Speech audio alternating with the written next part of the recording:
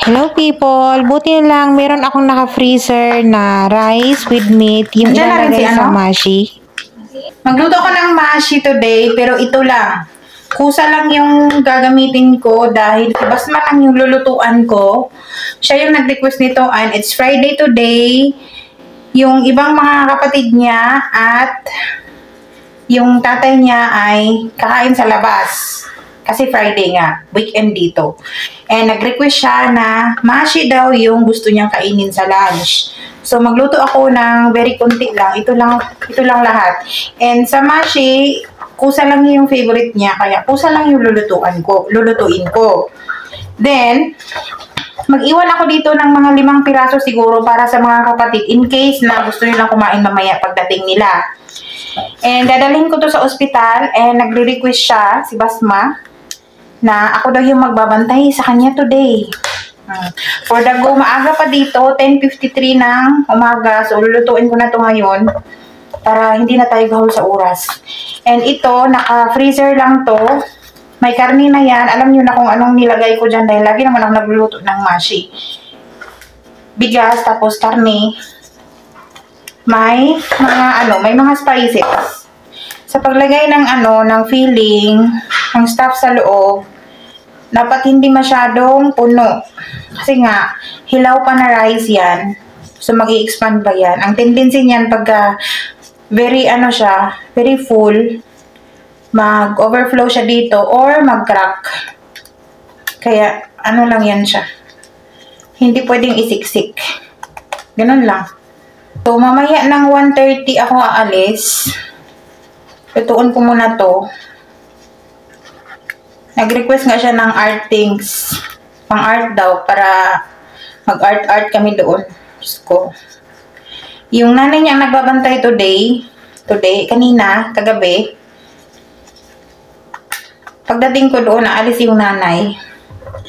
And then, sabay siyang kakain sa ibang mga anak niya at yung asawa niya sa labas.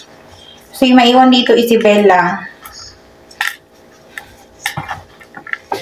So, ito naman, kamatis. Nilagay ko na yung garlic dyan para, para ma-blend na siya.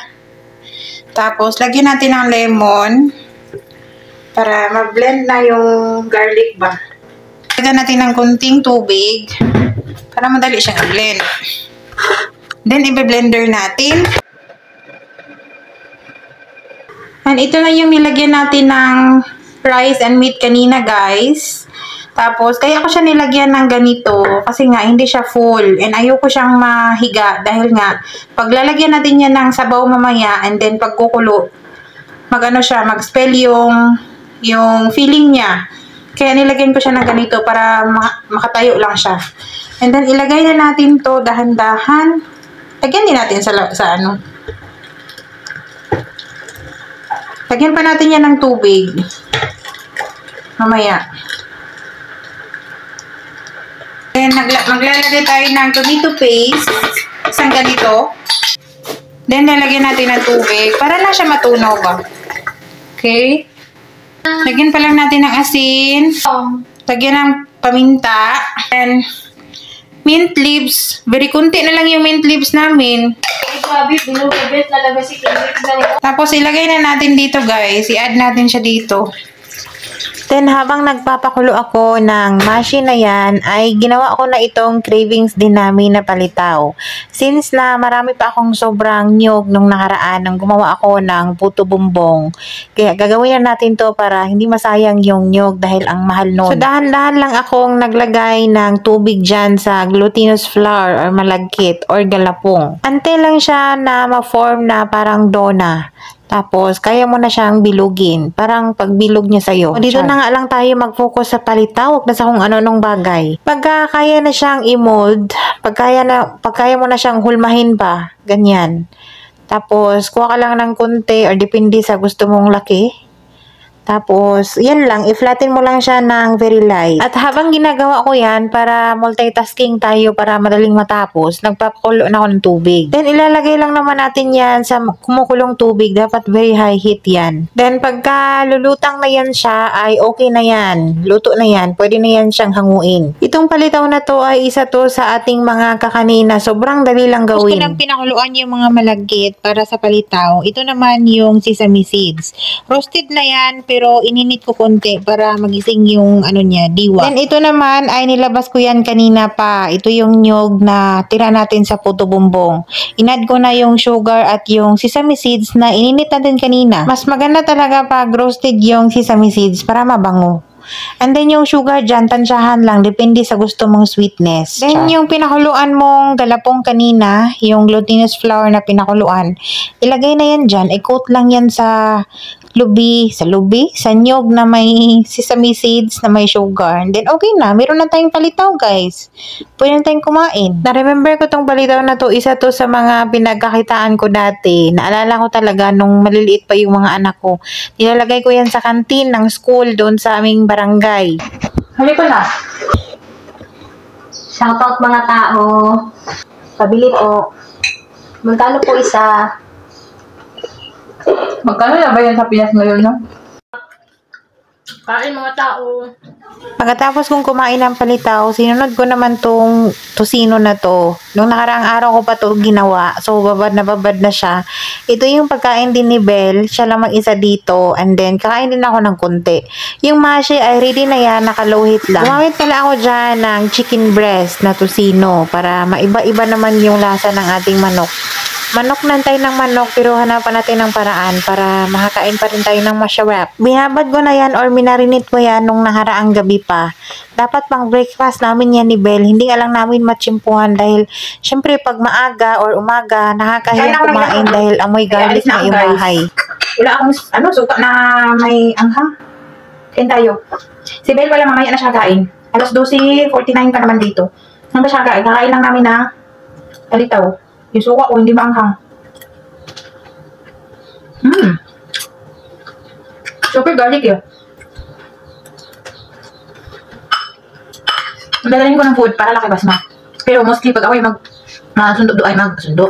Kung ako yung magbantay doon kay Basma, pagdating ko, naka-order na sila ng food para sa akin. At pagkatapos kong kumain, dali-dali akong umakyat para magbihis. Ito na nga ay paalis na. Kasama ko dyan yung 3 bata and then maghintay naman sila sa parking lot.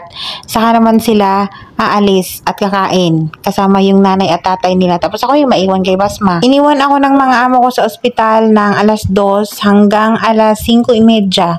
Tapos si Basma ayaw pa nga akong pauwiin. Nagalit nga siya sa tatay niya at ang agang adang dumating. At pagdating ko sa kwarto ay ito yung bumungad. Naka-order na sila ng food para sa akin. Kaya sinabayan ko na si Basmang kumain ng lunch. Then ito naman yung ganap nung pauwi na kami. Nag-drop by ako sa mini store at ito ngayon nakita ko maraming Filipino food. Gusto kong bilhin lahat. Syempre Filipino food yan at madalang nga lang tayo makakita ng mga ganito at makabili.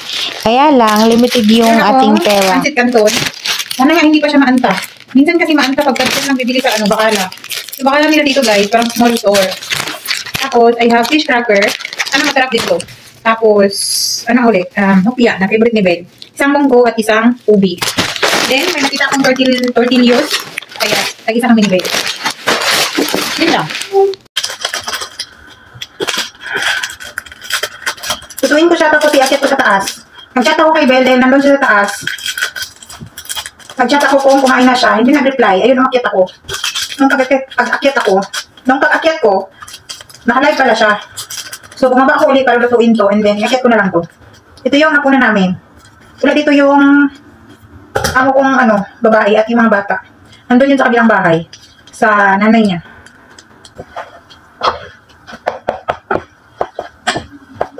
Ayan, bibit-bitin ko na to sa taas.